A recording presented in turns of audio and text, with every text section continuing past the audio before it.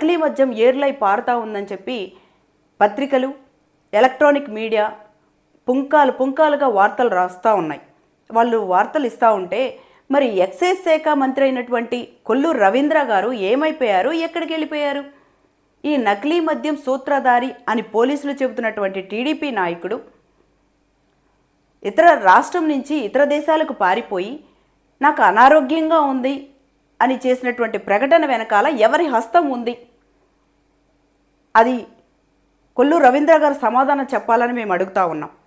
మరి నకిలీ మద్యం ఈ రకంగా ఏర్లై పారుతూ ఉంటే నాణ్యమైన మద్యం మేము అధికారంలోకి వస్తే నాణ్యమైన మద్యాన్ని మీకు అందిస్తాము అని చెప్పి మాయమాటలు చెప్పి ఈరోజు అధికారంలోకి వచ్చినటువంటి కూటమి ప్రభుత్వం మరి ఈ రోజున ఈ రకంగా ఈ కల్తీ మద్యం ఏర్లై పారుతూ ఉంటే ప్రజలు ప్రాణాలు పోతూ ఉంటే ఎందుకు మీరు మౌనంగా ఉన్నారని చెప్పేసి మేము ముఖ్యమంత్రి గారిని అడుగుతూ ఉన్నాం.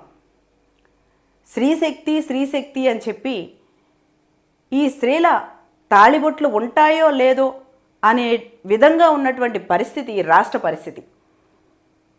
మీ నాణ్యమైన మద్యం ద్వారా ఈ నకిలీ మద్యాన్ని దోషులను వెంటనే అరెస్ట్ చేయాలని, ఈ నకిలీ మద్యం వెంటనే అరికట్టకపోతే రాష్ట్రంలోని మహిళలందరూ ఏకమై పోరాటం చేయడానికి సిద్ధంగా ఉన్నారని కొల్లూరు రవీంద్ర గారికి